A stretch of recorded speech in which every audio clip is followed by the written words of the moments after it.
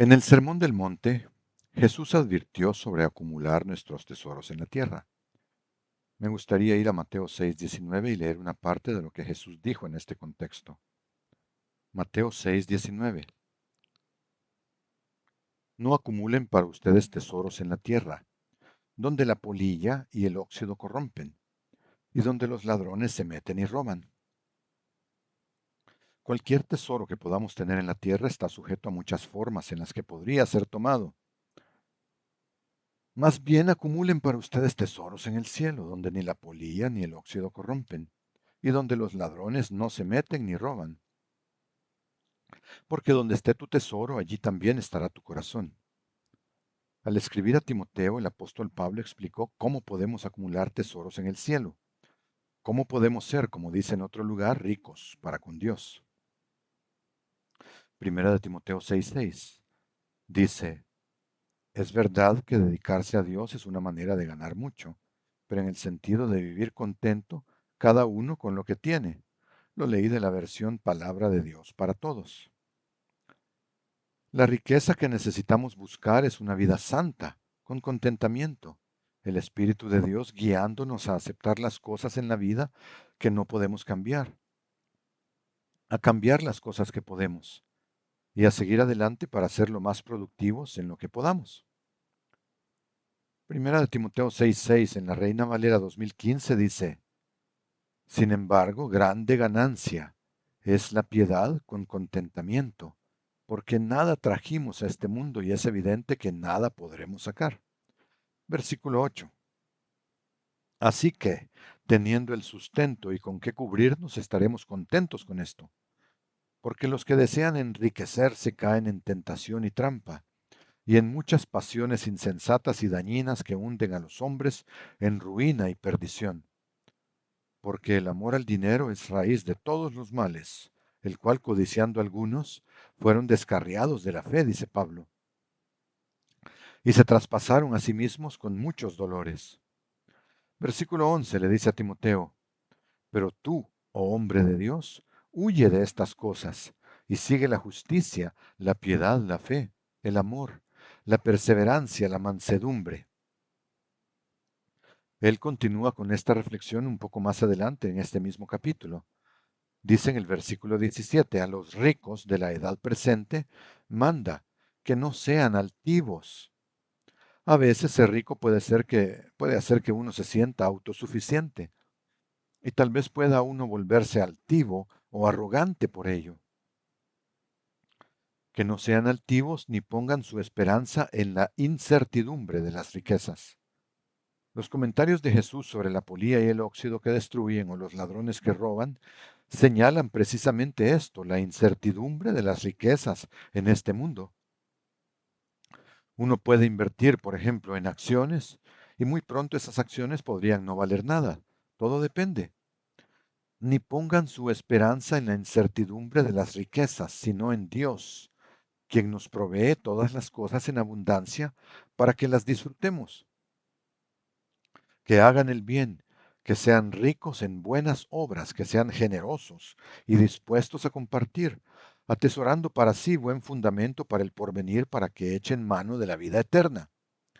Ser rico para con Dios, tener nuestro tesoro en el cielo, es vivir una vida de santidad día a día, vivir rectamente, como Pablo le dice a Timoteo aquí, en el versículo 11, que debemos perseguir la justicia, la santidad, la fe, el amor, la paciencia, la mansedumbre y, como dice más adelante en este capítulo, que debemos ser ricos en buenas obras, dando a los necesitados. Todas estas son maneras de acumular tesoros en el cielo. Cuando leo estos versículos me viene a la memoria un incidente de mi vida, alguien a quien conozco. Esto sucedió hace ya más de 30 años, por lo que probablemente no recuerden a este individuo y no diré su nombre. Pero él era miembro del cuerpo ministerial, una de las personas con las que trabajé. Como hay 300 y tantos ministros, al decir esto no lo señalo, ni lo haré.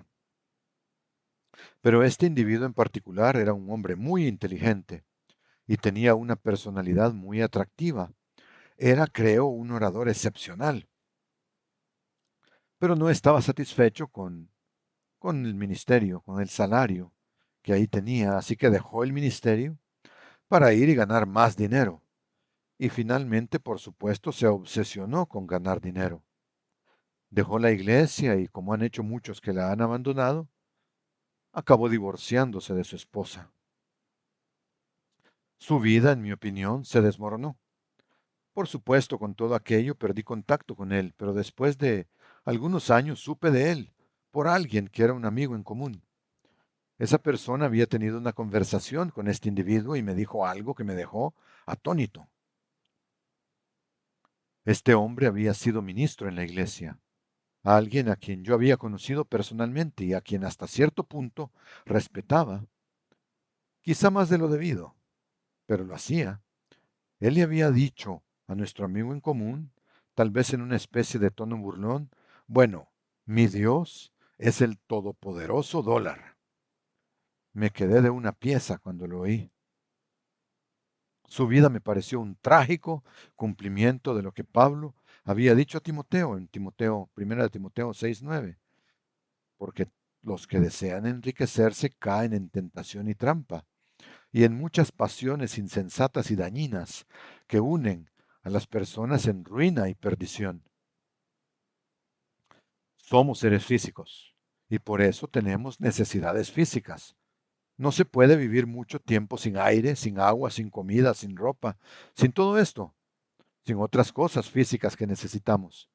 Y Dios es plenamente consciente de nuestras necesidades, pero quiere que pongamos nuestra confianza ante todo en Él y que dejemos que Él se encargue de la provisión de nuestras necesidades físicas.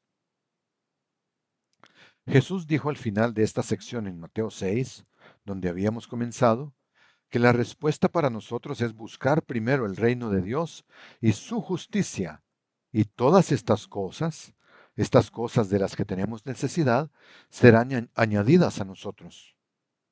Debemos poner a Dios primero en nuestras vidas, en todos los sentidos. Debemos obedecer a Dios y sus mandamientos. Eso es seguramente lo más importante y por supuesto junto con esto necesitamos estar cerca de Dios a través de la oración, del estudio de la Biblia y del ayuno. Y estaba pensando en otra cosa, una manera en la que ponemos a Dios primero con respecto a nuestras posesiones físicas, y que es el hecho de diezmar sobre nuestras ganancias. Ahora, cuando diezmamos, tomamos el 10% de cualquier ganancia que hayamos obtenido y se lo devolvemos a Dios. Digo devolvemos a Dios porque en realidad todo lo que tenemos ha venido de Dios en primer lugar. El hecho de diezmar, creo, cambia profundamente nuestra perspectiva hacia el dinero y las posiciones materiales. Porque la primera parte de cualquier ganancia que tengamos la reconocemos como una obligación que tenemos de devolverla a Dios. Pensé en este tema porque el señor Hume había instruido al ministerio aquí para dar sermones sobre temas doctrinales básicos. Y este es uno de los que pienso que realmente no hemos cubierto en los últimos 16 años, que yo sepa. Por eso me gustaría cubrir el tema de lo que la Biblia tiene que decir sobre diezmar y el concepto del diezmo. La primera mención de un diezmo en la Biblia se encuentra en Génesis 14. En este pasaje en particular leemos que Lot había estado viviendo en Sodoma y en ese entonces Abraham y su sobrino Lot se habían separado y Lot se había mudado a Sodoma. El área de Sodoma y Gomorra y las ciudades vecinas habían estado bajo la autoridad de o controladas en algún grado por y probablemente pagando tributo a un rey llamado Kedorlaomer. Este Kedorlaomer era el rey de Elam, que probablemente se situaba en la zona al norte y al este del valle del Tigris y el Éufrates. Pero estos reyes se rebelaron y decidieron que ya no iban a seguir sometidos a ese rey que vivía tan lejos. Así que después de otro año, más o menos, después de que se rebelaron, Kedorlaomer reunió a un grupo de aliados y vinieron a tratar con estos rebeldes y los atacaron. Kedorlaomer y los reyes que estaban con él derrotaron a los reyes de Sodoma y Gomorra en el campo de batalla, probablemente ahora cubierto por el extremo sur del Mar Muerto. Allí había pozos de asfalto, era un lugar difícil, y los reyes de Sodoma y Gomorra dijeron, estamos perdiendo la batalla. Así que huyeron. Esto, claro, dejó a la gente, que eran sus ciudadanos, viviendo en estas ciudades de Sodoma, Gomorra y las otras de alrededor completamente vulnerables, y los reyes bajo Kedorlaomer, con él incluido, se sintieron entonces libres para saquear Sodoma y Gomorra y llevarse todo y a todos con ellos. Me gustaría retomar esta historia en Génesis 14, comenzando en el versículo 11. Génesis 14, 11. Allí dice, los enemigos, es decir, Kedorlaomer y los que estaban con él, tomaron todos los bienes de Sodoma y de Gomorra y todos sus alimentos, y se fueron. También llevaron consigo a Lot, el hijo del hermano de Abram, es decir, su sobrino, junto con sus posesiones, porque Lot habitaba en Sodoma, y se fueron. Pero uno de los que escaparon fue y lo contó a Abram, el hebreo. Por cierto, como un paréntesis, esta es la primera vez que se utiliza la palabra hebreo en el Antiguo Testamento. Y lo contó a Abram el hebreo, que habitaba en el encinar de Mamre, el amorreo, hermano de Escol y hermano de Aner, quienes eran aliados de Abram. Cuando Abram oyó que su sobrino había sido tomado cautivo, reclutó a sus 318 criados nacidos en su casa y los persiguió hasta Dan. Obviamente, cuando estas cosas sucedieron, esta ciudad en particular no se llamaba Dan. No, en ese tiempo, ese fue el nombre que se le dio más tarde, cuando Israel habitó el lugar y la región se convirtió en el lugar donde se asentaría la tribu de Dan. En la época de los hechos, de estos hechos de Abraham, se llamaba Lahesh, pero obviamente cuando se escribió y editó este libro, actualizaron el nombre. Por eso dice, y Abraham los persiguió hasta Dan. Fue en su persecución hasta allí, hasta Dan, a unas 140 millas, o más o menos 225 kilómetros al norte de donde Abraham había estado viviendo, una distancia bastante respetable. Los atacó de noche, él con sus siervos, y los derrotó, y los persiguió hasta Joba, que está al norte de Damasco. Así recobró los bienes, y también recobró a su sobrino Lot sus bienes, y también a las mujeres y a la gente. Este fue un triunfo militar verdaderamente asombroso. Cuando Abraham volvía de derrotar a Kedorlaomer y a los reyes que estaban con él, el rey de Sodoma salió a su encuentro en el valle de Sabé, que es el valle del rey. De segunda de Samuel 18:18 se desprende que este valle de Sabé, o del rey, se trata del valle del Cedrón, a las afueras de Jerusalén, lo que encaja con el contexto. Dice el valle de Sabé, que es el valle del rey. Hay varias cosas que me gustaría destacar de este breve relato. Lo primero que me llama la atención es que dice que Abraham tenía 318 siervos entrenados, nacidos en su casa, armados y que eran capaces de ir a la guerra. La palabra para siervo entrenado es Hanik. Solo se encuentra aquí en la Biblia. Se encuentra en otros documentos egipcios, donde el significado parece ser el de siervo armado. Si Abraham tenía 318 siervos armados, debió tener muchos más siervos que eso. Muchos, muchos más. Porque estos hombres, por ejemplo, habrían estado casados, habrían tenido hijos. Y sin duda Abraham habría tenido también otros siervos que eran incapaces de salir a la guerra, ya sea por salud o por edad u otras situaciones. Además de quizás otros siervos armados que dejó protegiendo el campamento y a su esposa. Así que esto nos diría que Abraham tenía todo un séquito que iba con él. Lo que es asombroso es que dice que estas 318 personas nacieron en su casa Ahora bien, no pensemos en casa en términos de un edificio físico, sino de un área de responsabilidad. Las tiendas y todos los que iban con él. 318 era un buen número. Aunque Abraham y sus aliados contaban con esta cantidad de hombres combatientes, creo que aún debemos reconocer que necesitaba inmensamente la ayuda de Dios para vencer a estos reyes que acababan de invadir la tierra y se habían llevado cautivo a Lot. Me gustaría desarrollar esto un poco porque nos ayuda a entender el punto al que vamos a llegar. Kedorlaomer y los que estaban con él acababan de atacar con éxito a la tierra donde habitaban los gigantes, así como a los 5 reyes de Sodoma, Gomorra y sus alrededores. Volvamos al versículo 5 de Génesis 14, donde dice, en el año 14 vinieron Kedorlaomer y los reyes que estaban con él, y derrotaron a los refaítas en Astarot Carnaim. Esta sería el área alrededor de Bashán, en la parte norte del lado este del valle del Jordán, y a los susitas en Ham, dice. Según las referencias que tengo, esta sería la zona de Galaad, y a los emitas en Sabe Kiriataim, que habría sido la zona de Moab. Continúa, y a los oreos en el monte Seir. Estas son todas las ubicaciones, una tras otra, comenzando en la zona norte y abriéndose camino hacia el sur, hasta el Parán, que está junto al desierto, que creemos que hoy sería Eilat. Este es el puerto justo en el extremo norte del Golfo de Acaba. Por supuesto, luego fueron al norte y al oeste a Cades Barnea y luego atacaron a Sodoma y Gomorra desde el oeste.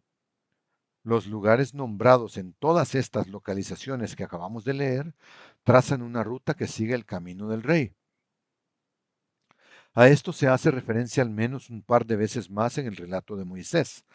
Esta carretera corría unos 16 kilómetros al este del río Jordán. Iba de norte a sur hasta Eilat.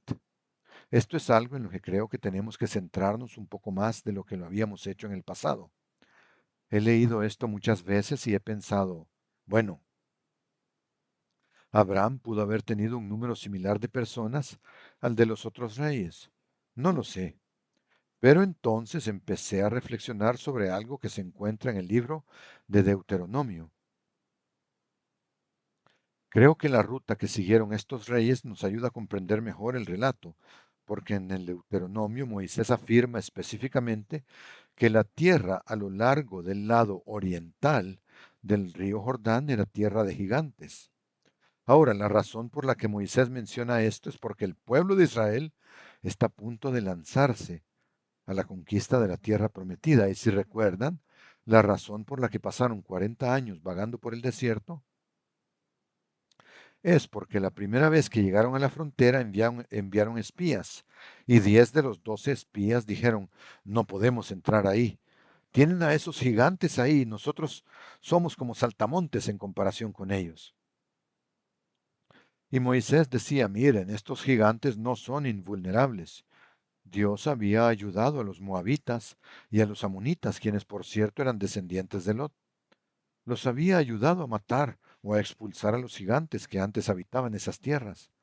Tenían la ayuda de Dios. Me gustaría señalar esto en Deuteronomio 2, versículo 10. Obviamente es un tema secundario, pero creo que señala la naturaleza milagrosa de lo que sucedió cuando Abraham derrotó a estos reyes. Deuteronomio 2:10. Los emitas, y si recuerdan, los emitas fueron uno de los grupos que estos reyes, Kedorlaomer y los que estaban con él derrotaron.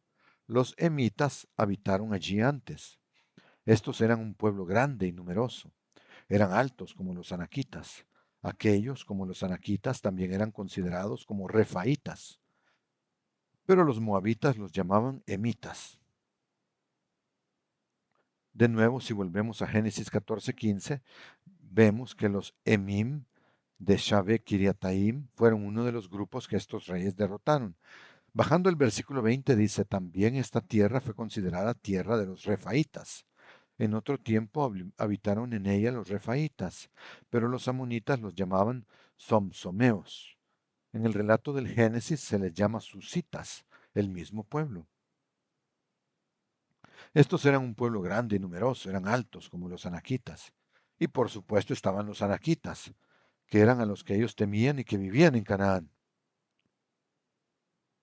A estos destruyó el Señor delante de los amonitas que los sucedieron y habitaron en su lugar. Ahora, la razón por la que menciono esto es que Kedorlaomer y sus aliados habían pasado por allí y habían hecho una barrida limpia. Habían atacado una tras otra las tierras de los gigantes y luego atravesaron otras áreas que habrían sido zonas fortificadas por los horeos en Seir hasta Eilat, hasta el medio del desierto en Cades Barnea, y regresaron y entonces atacaron a 5 reyes. Y cada una de las veces vencieron y prevalecieron. Estos reyes tenían un conjunto de tropas muy competentes y curtidas en batalla, que eran los que estaban con ellos. Vencían una zona de resistencia tras otra y también conquistaron a 5 reyes. Independientemente del tamaño de estas ciudades, sin duda eran muy superiores en número a Abraham y su campamento. Cada una de estas ciudades debió ser más grande que el campamento completo de Abraham. Y aunque Abraham tenía 318 siervos militares entrenados para la guerra y tenía sus otros 3 aliados, la gente que vivía allí donde él estaba en Hebrón eran sus aliados. Pero aún así la victoria no fue un logro humano, fue algo que Dios tuvo que conceder a Abraham. Leemos la historia de Gedeón y su gran victoria sobre los madianitas y los amalecitas, y vemos que Dios puede hacer que se dé una victoria, incluso cuando los números están astronómicamente en contra de todo aquel que lo haga. Ahora bien, Gedeón fue en contra de cientos de miles de madianitas, con solo 300 hombres. No sé si Kedorlaomer y su grupo tenían cientos de miles, pero tengo la fuerte sospecha de que eran más de 10,000 o 20,000. Y Abraham tenía 318 hombres y los derrotaron. Eso no pudo ser simplemente un logro humano.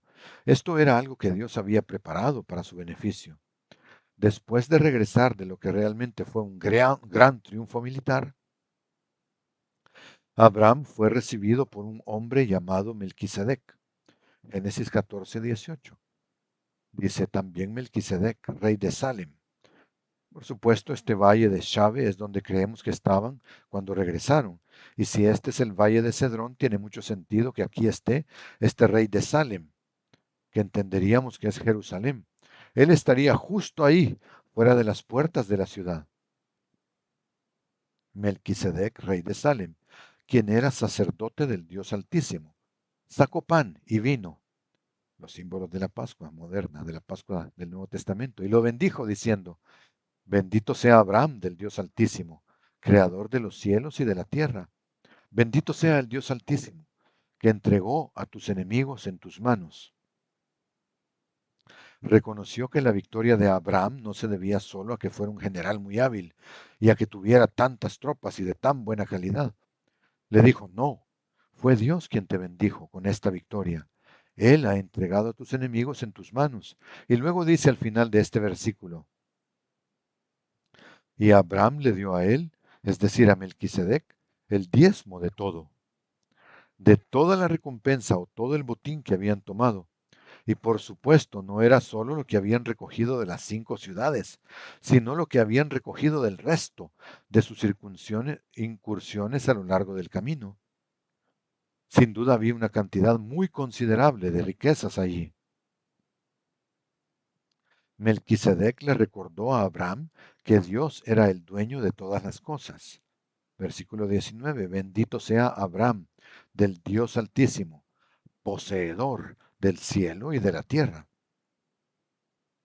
Y Melquisedec le enfatizó que Dios es quien le había dado la victoria. Abraham dio la 10ª parte del botín a Melquisedec. Abraham diezmó. Abraham no persiguió a estos reyes para obtener riquezas o saquear. En realidad su intención era librar a Lot y a su familia de lo que habría sido un horrendo tiempo restante de sus vidas como esclavos. Pero Abraham le había pedido ayuda a Dios y cuando todo terminó, Abraham reconoció la necesidad de darle a Dios un diezmo de todo el botín que pudieron traer de vuelta. Al parecer lo trajeron todo. Abraham y los que estaban con él no habrían obtenido nada si Dios no les hubiera dado la victoria. Lo mismo puede decirse de cualquier ganancia por la que cualquiera de nosotros trabaje. Como Melquisedec declaró a Abraham, Dios es el poseedor del cielo y de la tierra, y como tal todo lo que tenemos procede en última instancia de Dios. El aire que respiramos, el agua que bebemos, los alimentos que comemos, la ropa que vestimos, el don mismo de la vida y la capacidad de pensar, todo procede de Dios y de la tierra que Dios posee.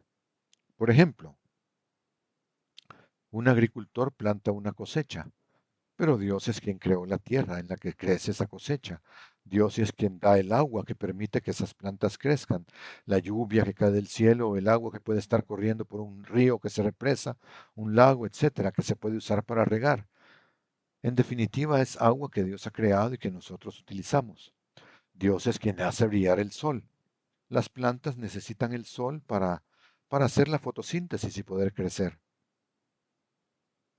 Dios creó las plantas en primer lugar.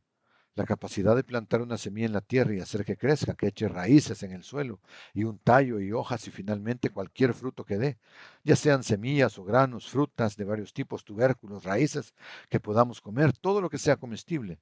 Todo esto es parte de la creación de Dios. Los agricultores dependen totalmente de Dios para que su negocio funcione.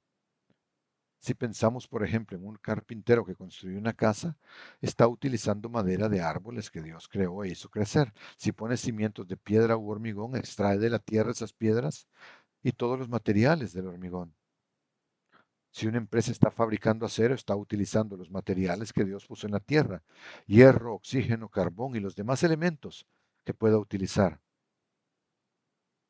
Si están fabricando algo como acero inoxidable, añadirán cromo y otros elementos para obtener el tipo de dureza y las características que desean, pero todas estas cosas vienen de la tierra, y Dios es el poseedor, el dueño de la tierra y de todo lo que hay en ella.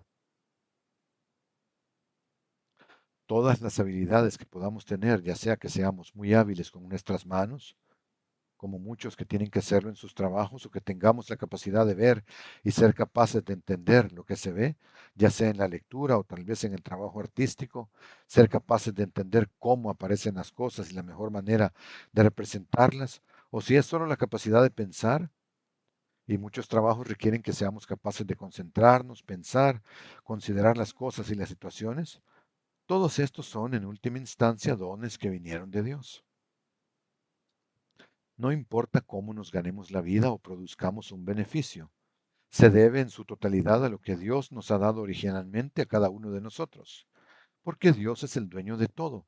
Él hace que todo sea posible y a cambio nos pide que le devolvamos el 10% del 100% que Él nos ha dado en primer lugar. Abraham dio el diezmo de todo el botín a Melquisedec, sacerdote del Dios Altísimo. Dio el diezmo al representante de Dios en la tierra. El libro de Hebreos señala que este Melquisedec, a quien Abraham dio un diezmo, no era en realidad otro que aquel que conocemos como Jesucristo. Me gustaría leer lo que dice aquí en Hebreos 7 y tal vez reconsiderar algunas de las cosas que leamos aquí. Hebreos 7:1. Porque este Melquisedec, rey de Salem, sacerdote del Dios Altísimo, salió al encuentro de Abraham, que volvía de derrotar a los reyes, y lo bendijo.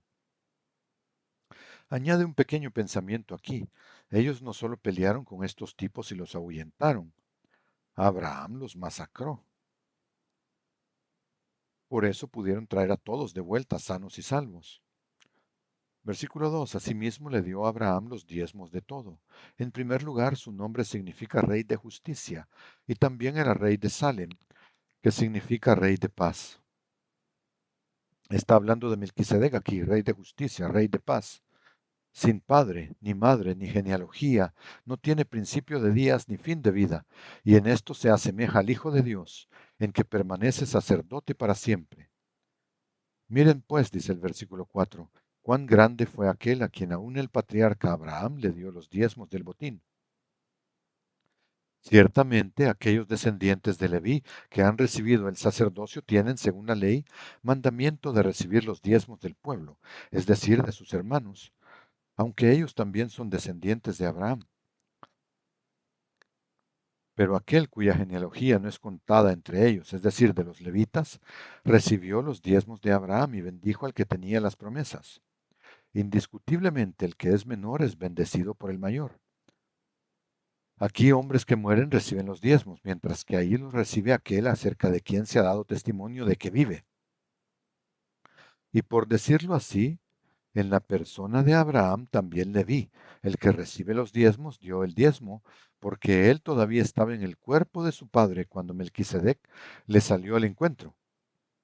Me gustaría volver atrás y reconsiderar algunas de las afirmaciones que acabamos de leer, porque creo que está claro que no estamos hablando de cualquier ser humano que fuera sacerdote en esta pequeña ciudad, esta diminuta ciudad.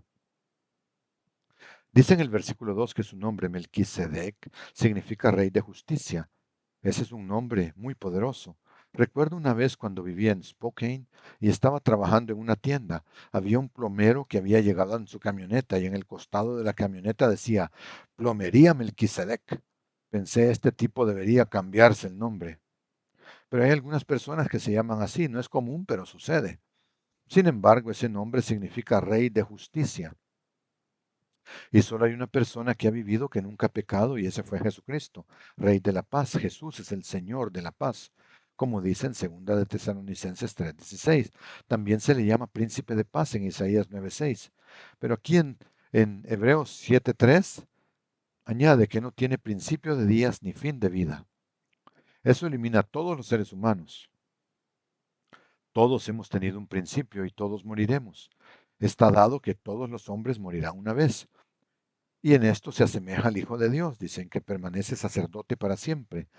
El señalamiento se hace más adelante en el libro de Hebreos, de que estos sumos sacerdotes humanos todos tenían que ser reemplazados, porque morían, y otro tomaba su lugar. Miren pues cuán grande fue aquel, dice el versículo 4. Cuando estaba leyendo esto, en algunos comentarios se hace notar que la palabra hombre no está ahí. En el hebreo solo se dice este o aquel, y en la traducción literal de Young dice este. En la traducción de Darby, otra vez, una traducción muy literal, dice este personaje, porque realmente este no era un hombre, alguien que no tiene principio de días ni fin de vida, no era un hombre, a quien aún el patriarca Abraham le dio los diezmos del botín. Abraham era con quien Dios estaba trabajando, le dijo, voy a bendecirte, pero Abraham se remitió a este ser. Melquisedec recibió los diezmos de Abraham y lo bendijo. Y por supuesto, la nota que Pablo hace aquí está más allá de toda contradicción. El menor es bendecido por el mayor. El que bendice está por encima del bendecido. En este caso, Melquisedec bendijo a Abraham. Melquisedec era el mayor y Abraham el menor. Aquí hombres que mueren, dicen, refiriéndose a los levitas, reciben los diezmos, mientras que allí, en el caso de Melquisedec, los recibe aquel acerca de quien se ha dado testimonio de que vive. Obviamente alguien que vive eternamente. El nombre suyo, le dijo Dios a Moisés, es yo soy el que soy, yo vivo. Cuando pensamos en el uso que Dios le da a su diezmo, Él no lo acumula, no lo pone en graneros ni lo almacena, Él ya es dueño de todo. En cambio, Él usa este diezmo para servir a la humanidad. Él lo da a aquellos que están haciendo el trabajo de Él para que ellos puedan hacer el trabajo de servirle a Él en esta tierra. Ahora, al escribir acerca de Abraham y del diezmo que le dio a Melquisedec, Pablo señaló que Dios posteriormente otorgó el diezmo, los diezmos que la gente daría a los levitas para que pudieran servir a los sacerdotes y mantener el tabernáculo y más tarde el templo. Vemos esto en Hebreos 7, versículo 5. Leímos sobre esto un poco antes. Dice, ciertamente aquellos descendientes de Leví, los levitas, que han recibido el sacerdocio. Aarón era levita y todos los sacerdotes descendían de Aarón. Así que todos los sacerdotes eran levitas, pero no todos los levitas eran sacerdotes. Aquellos descendientes de Leví que han recibido el sacerdocio tienen, según la ley, mandamiento de recibir los diezmos del pueblo, es decir, de sus hermanos, aunque ellos también son descendientes de Abraham.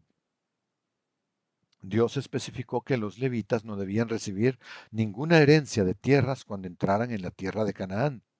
Dios había ordenado a Josué y a los otros ancianos que repartieran la tierra, el territorio, entre todas las tribus, pero la tribu de Leví estaría excluida. No se les iba a dar ninguna herencia de tierra, más bien se les iba a dar el diezmo. Números 18:20 habla de eso. El Señor Dios dijo también a Aarón: no recibirás heredad en su tierra ni parte entre ellos. Yo soy tu parte y tu heredad en medio de los hijos de Israel. He aquí, he dado a los hijos de Leví todos los diezmos de Israel como heredad. Eso es lo que iban a heredar los diezmos, a cambio del servicio que llevan a cabo en el tabernáculo de reunión. Creo que es importante señalar que el diezmo pertenecía a Dios. Era de Dios para darlo, y Él se lo dio a los levitas. El diezmo le pertenece a Dios. Levítico 27:30. Y todo el diezmo de la tierra, sea de la semilla de la tierra o del fruto del árbol, es del Señor. Todo el diezmo es de Dios. Es sagrado para el Señor.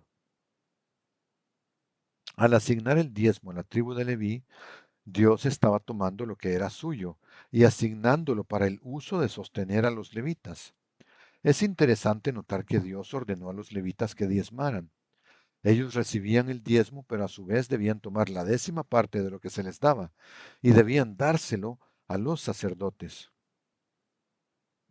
Números 18:25. El Señor también habló a Moisés diciendo: habla a los levitas y diles: cuando tomen de los hijos de Israel los diezmos que les he dado, nótese, les he dado, de ellos como la heredad de ustedes, ustedes presentarán como ofrenda alzada al Señor el diezmo del diezmo. El 10% de los diezmos que recibían debían entonces presentarlo a Dios, y su ofrenda alzada será considerada como el grano de la era o como el producto del lagar. Ellos no tenían campos para cultivar grano y no tenían lugares para viñedos para hacer vino, pero él dijo que ustedes van a tratar ese diezmo que reciben como si fuera el producto de sus cosechas. Versículo 28.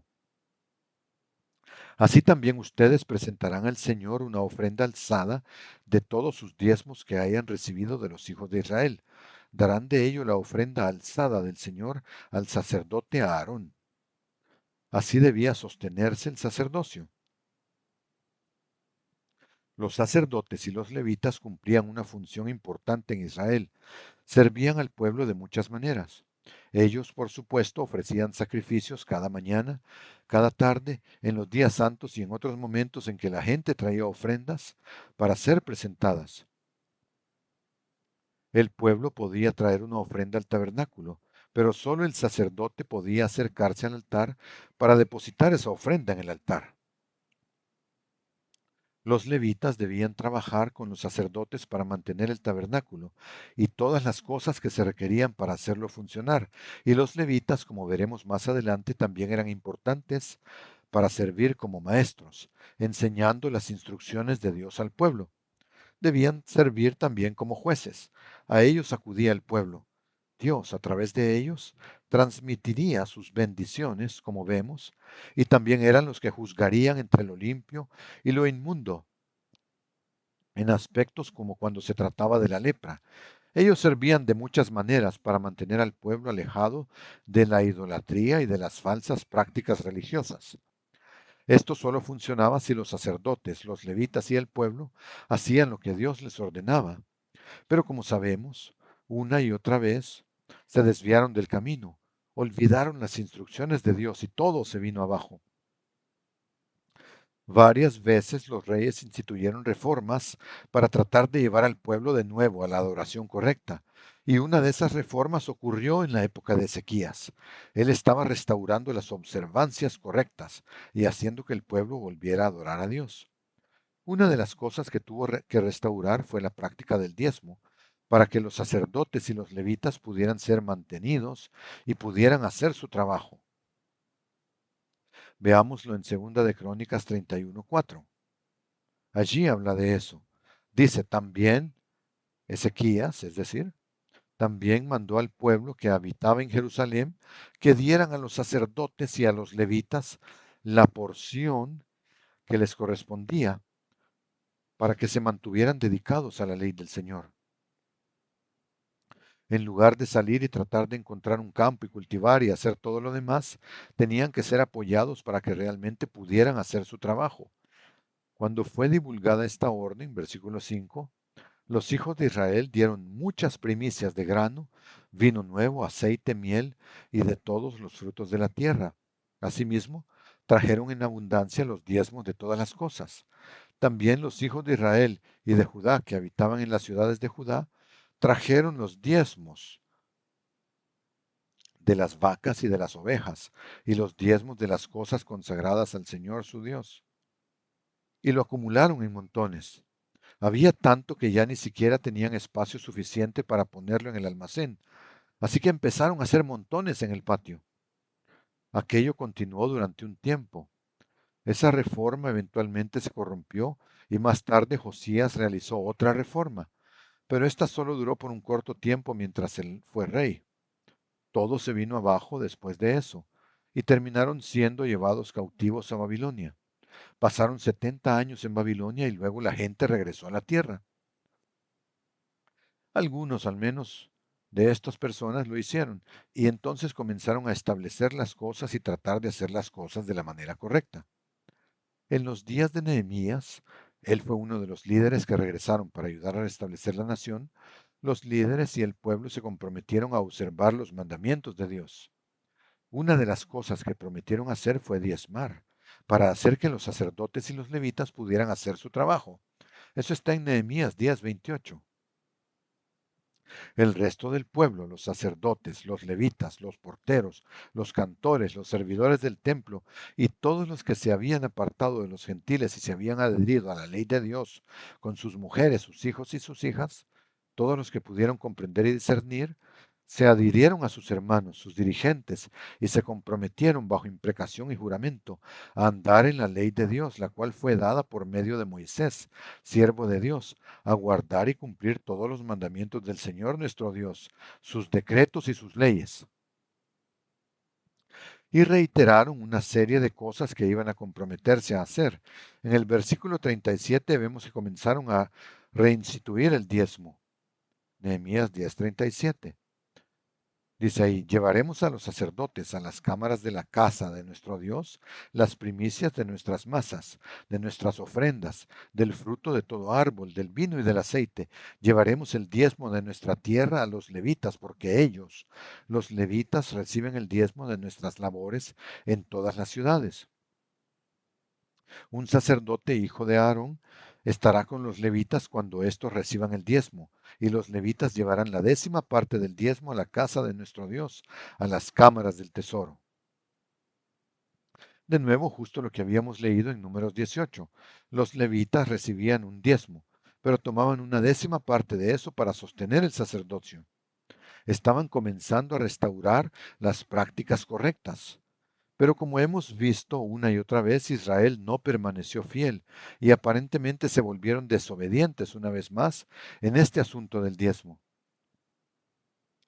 A través del profeta Malaquías, vamos a Malaquías 3, a través de Malaquías Dios los reprendió por no diezmar.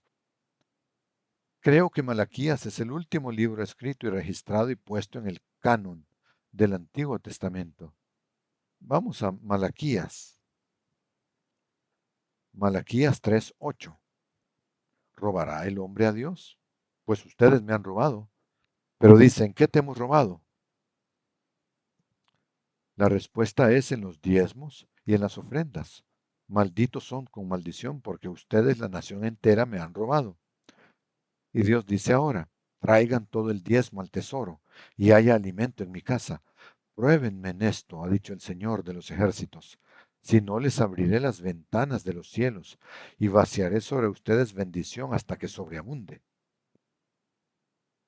Hay cuatro cosas que me gustaría que consideráramos acerca de estos tres versículos. Este es el punto de vista de Dios, no es el mío, no nos lo inventamos nosotros en la iglesia, ningún dirigente de la iglesia se lo ha inventado. Esto es lo que Dios dice. Él dice que no diezmar es robar. Robar o hurtar es un pecado, es una violación del octavo mandamiento.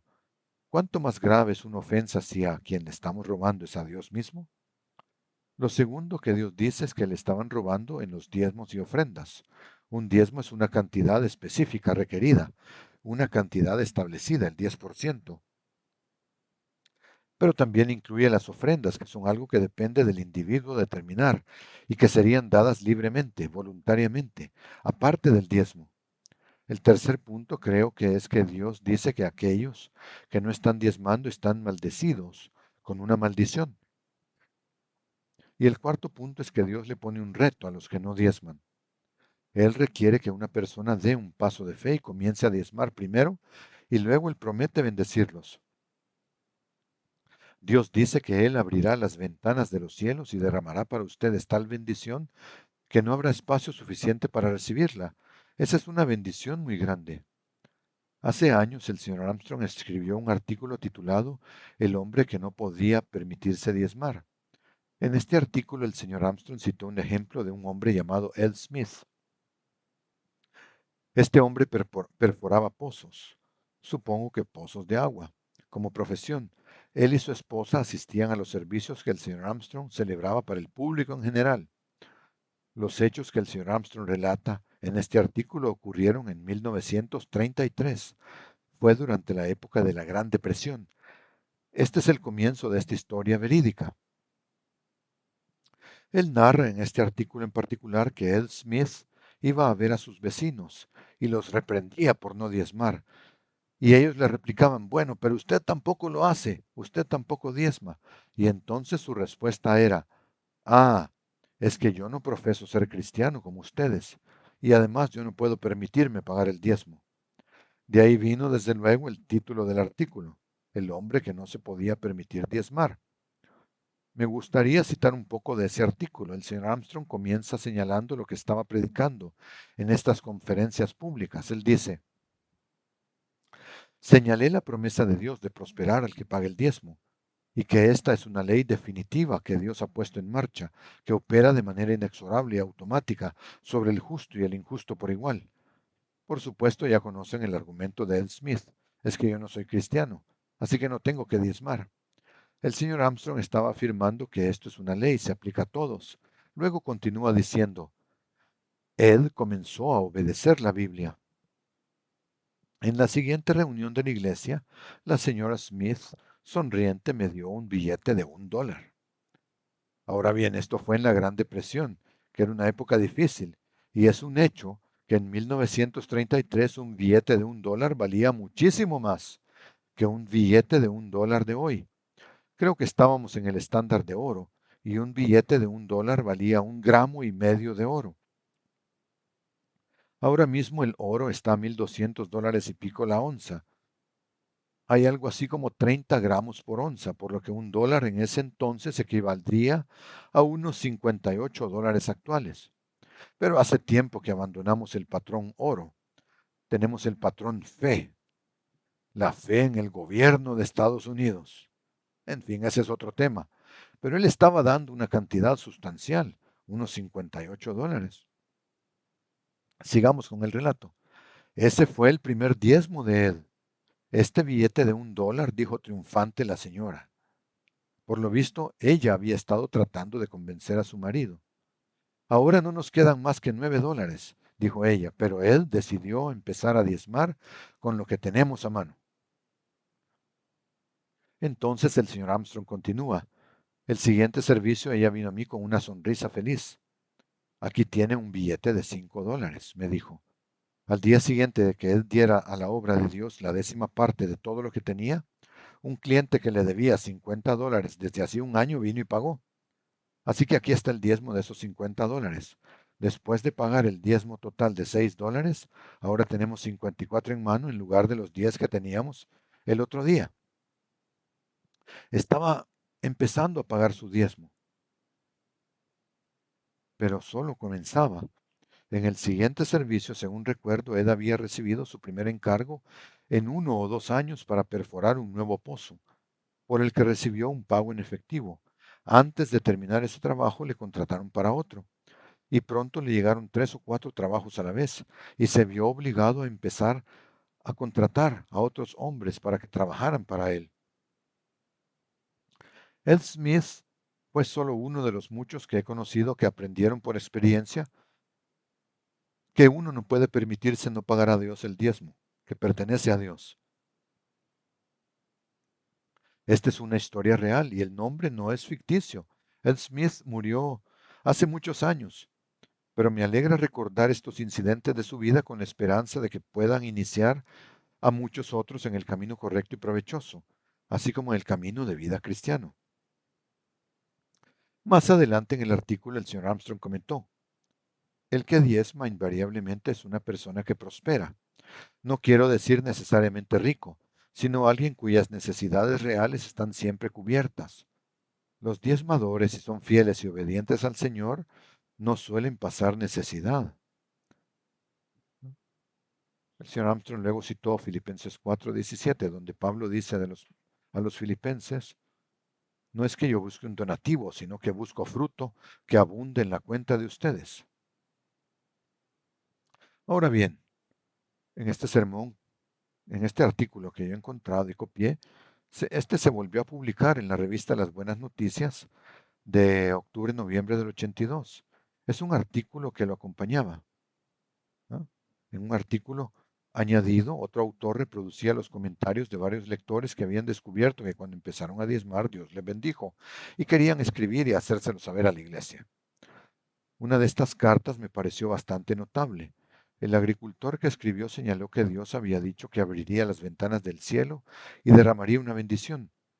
Dijo que Dios había abierto literalmente las puertas del cielo y le había enviado lluvia en un momento crítico para sus cultivos. Este artículo tenía una nota más adelante, una nota de precaución. El autor señaló que uno necesita diezmar por obediencia a Dios, no solo para recibir. Él dijo que Dios no bendecirá a alguien que simplemente quiere obtener, sino que Él quiere que la gente diezme por reverencia, obediencia a Dios y por agradecimiento y alegría. Este pensamiento se encuentra en el libro de Proverbios, Proverbios 3:9, donde dice: honra al Señor con tus riquezas y con las primicias de todos tus frutos.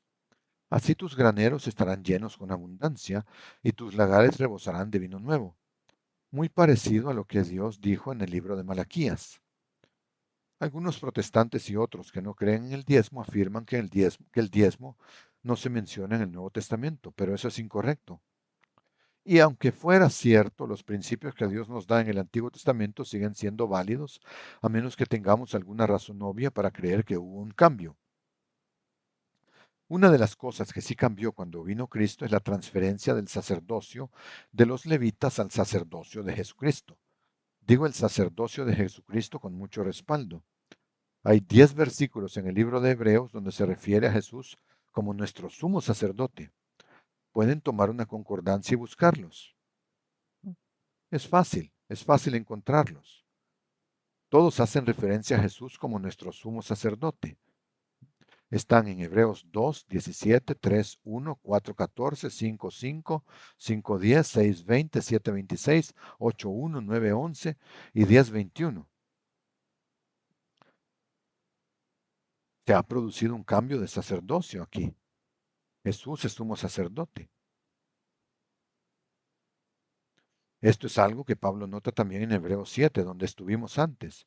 Hebreos 7:11.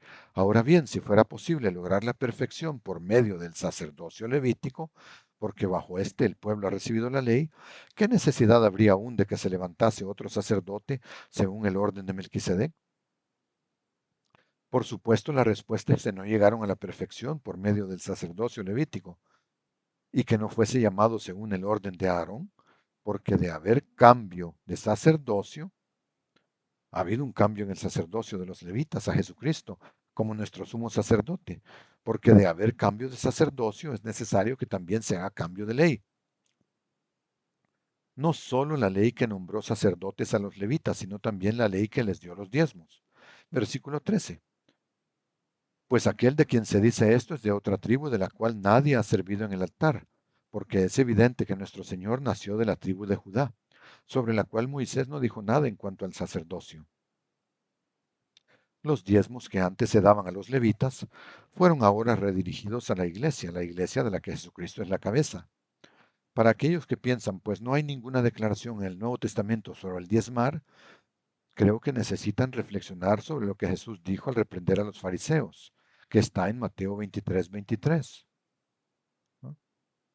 Y los corrige porque entregan el diezmo de la mente, el eneldo y el comino, y descuidaban el juicio, la misericordia y la fe. Y les dice, era necesario hacer estas cosas, la justicia, la misericordia y la fe, sin omitir aquellas, es decir, el diezmo. No es que Jesús estuviera anulando el principio del diezmo, él solo estaba señalando que hay asuntos mucho más importantes que el diezmo, la justicia, la misericordia y la fe. Pablo, para evitar poner una piedra de tropiezo en el camino de aquellos a quienes predicaba en Corinto, no tomó diezmos de los miembros de la iglesia ahí. No tomó esos diezmos, aunque está claro que otros sí lo hacían. Tomemos como ejemplo lo que dice en 1 Corintios 9:12. Él dice, si otros participan de este derecho, es decir, la recepción de los diezmos sobre ellos, si otros participan de este derecho sobre ustedes, ¿no nos corresponde más a nosotros? Sin embargo, nunca usamos de este derecho, más bien lo soportamos todo para no poner ningún obstáculo al Evangelio de Cristo. Tenemos otro comentario que profundiza en esto. Pablo dice, 2 Corintios 11:7, cometí pecado humillándome a mí mismo para que ustedes sean enaltecidos porque les he predicado gratuitamente el Evangelio. He despojado a otras iglesias, recibiendo sostenimiento para ministrarles a ustedes. No es que Pablo no entendiera el principio de diezmar, pero no lo estaba haciendo con la gente de Corinto por el problema que había ahí. Él los estaba tomando de otras áreas para poder mantener el trabajo que estaba haciendo. Cuando estaba entre ustedes y tuve necesidad, a ninguno fui carga, porque lo que me faltaba lo suplieron los hermanos cuando vinieron de Macedonia. En todo me guardé de serles gravoso y así me guardaré. Recuerdo que en una de nuestras antiguas asociaciones como iglesia había un diácono que criticaba a los ministros de tiempo completo porque se les pagaba un salario. Él era muy categórico en cuanto a lo horrible que era esto, ignorando lo que Pablo había dicho. Y podemos leerlo en 1 Corintios 9, versículo 2. Si para otros yo no soy apóstol, ciertamente para ustedes lo soy, porque ustedes son el sello de mi apostolado en el Señor. Yo soy el que les predico el Evangelio y los conduzco al lugar donde podrán entender y ser parte de la iglesia, dice. Ustedes son el sello, ustedes son la prueba de que soy apóstol. Esta es mi defensa contra cuantos me cuestionan. Pablo estaba siendo criticado muy severamente por unos y otros. Versículo 4. ¿Acaso no tenemos derecho a comer y a beber? ¿No tenemos derecho a llevar una esposa creyente con nosotros, tal como los demás apóstoles y los hermanos del Señor y Pedro? Por supuesto, estos versículos son un golpe grande contra la idea de tener un sacerdocio célibe, pero esa es otra historia. Versículo 6. O solo Bernabé y yo no tenemos derecho a dejar de trabajar. ¿Quién presta jamás servicio de soldado a sus propias expensas? ¿Quién planta una viña y no come de su fruto? ¿Quién apacienta el rebaño y no toma la leche del rebaño? ¿Será que digo estas cosas solo como hombre? ¿No lo dice también la ley? Luego cita un ejemplo de la ley. Porque en la ley de Moisés está escrito, no pondrás bozal al buey que tría. Y Pablo se pregunta, ¿tiene Dios cuidado solo de los bueyes? ¿O lo dice enteramente para nosotros? Podemos estar un poco sorprendidos por lo que Pablo dice aquí. Dice, pues para nosotros está escrito, porque el que ara ha de arar con esperanza y el que trilla con esperanza de participar del fruto. Si nosotros hemos sembrado cosas espirituales para ustedes, ¿será gran cosa si de ustedes cosechamos bienes materiales? Si otros participan de este derecho sobre ustedes, ¿no nos corresponde más a nosotros? Y otros participaban de este derecho, está diciendo, pero él dijo, Bernabé y yo tenemos aún más derecho. Sin embargo, nunca lo usamos, dice. Más bien lo soportamos todo para no poner ningún obstáculo al Evangelio de Cristo. Pero en el versículo 14 hace una declaración muy fuerte. Así también ordenó el Señor a los que anuncian el Evangelio, que vivan del Evangelio. Este diácono que estaba furioso sobre el hecho de que el ministerio fuera pagado de los diezmos estaba muy equivocado, muy, pero muy equivocado. Todo lo que tenemos y todo lo que producimos en última instancia ha venido de Dios. Dios solo pide que le demos una décima parte de lo que producimos, en reconocimiento de todo lo que Él nos ha dado. El diezmo no es algo que comenzó con los levitas, no comenzó con ellos, sino que fue entendido y practicado por Abraham mucho antes de Moisés y antes del establecimiento del sacerdocio levítico. El diezmo fue un principio que Dios usó para sostener al sacerdocio levítico, para que pudieran servir al pueblo. Y ellos podían entonces ayudar a mantener a la nación en el camino correcto.